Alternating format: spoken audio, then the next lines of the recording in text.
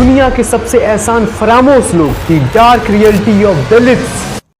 Number 1, they don't respect Baba Sahib Ambedkar. मैं मजाक नहीं कर रहा, सच बोल रहा हूँ। किसी भी महापुरुष का सम्मान सिर्फ उनका नाम लेकर या उनकी जयंती मनाकर नहीं किया जाता, बल्कि उनके बताए हुए रास्ते पर चलकर किया जाता है। I will give you an example. ये दलित बागवान मूवी के उन बच्चों की तरह हैं जो पूरी जिंदगी अपने पिता का सम्मान नहीं करते, उनका कहा नहीं मानते, लेकिन जब बाद में क्रेडिट लेने की बात आती है तो वही बच्चे चिल्लाते हैं, ये मेरे पापा हैं, ये मेरे पापा हैं। Same happens with Dalits. They take all the credit of Baba Saheb Ambedkar and even for reservation, but when it comes to his places they say नहीं जी, हम उन बातों को नहीं मानते। We are very educated. मैं यहाँ सिर्फ दलितों की बात नहीं कर रहा, बल्कि कुछ अम्बेडकरवादी बौद्धिस्टों की भी बात कर रहा हूँ। Because these places are not just against the brahminical system और अबाउट बॉयकॉटिंग ऑल गॉड्स। ये उससे भी कहीं आगे हैं। मैं चोरी नहीं करूंगा, मैं झूठ नहीं बोलूंगा, मैं व्यभिचार नहीं करूंगा, मैं शराब नहीं पीऊंगा, मैं गौतम बुद्ध के अष्टांगिक मार्ग का पालन करूंगा और भी बहुत कुछ। Number 2, Dalit likes to call themselves Dalit. मैं फिर से मजाक नहीं कर रहा, इन्हें सच में मजा आता है जब लोग इनसे दलित कहते हैं। तभी तो ये सब अपनी जाति पर गर्व करते हैं। मतलब कोई सेंस है इस बात का कि जिस जाति के कारण सदियों तक कष्ट सहा,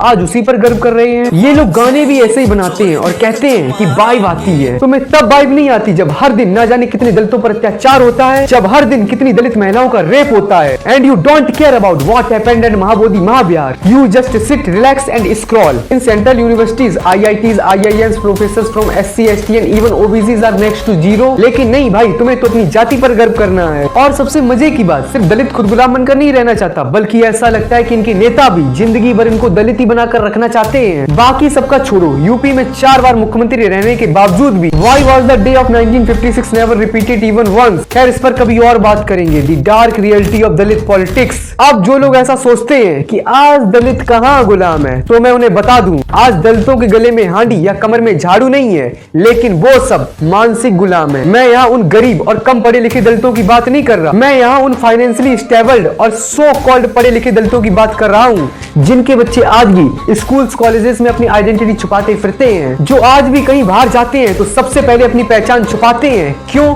क्योंकि उन्हें मालूम है कि अगर सच बोलेंगे तो कहीं रहने को रूम तक नहीं मिलेगा। यहाँ मुझे तकलीफ उनके पहचान छुपाने से नहीं, बल्कि इस बात से है कि इतना अत्याचार सहने के बावजूद भी वो ना तो इसका विरोध करते हैं और ना ही सवाल। वो एक बार भी खुद से ये सवाल नहीं करते कि हमारे साथ ऐसा होता ही क्यों है। उन्हें उनके सारे जवाब मिलेंगे, लेकिन कम से कम सवाल तो करो। There are thousands of books written by Bahujan leaders who were Shudras, Gulamgiri and many more, लेकिन मैं सिर्फ बाबा साहब की 2 बुक सजेस्ट कर रहा हूँ जो दलितों को दलित से सीधा इंसान बना देगी। The revolution and counter revolution and the Buddha in Dhamma. कल क्या हुआ था और आज क्या करना है। अब पढ़ना हो तो पढ़ो, वरना खुद तो हो ही मानसिक गुलाम। कम से कम अपने बच्चों को तो मत ऐसा होने दो।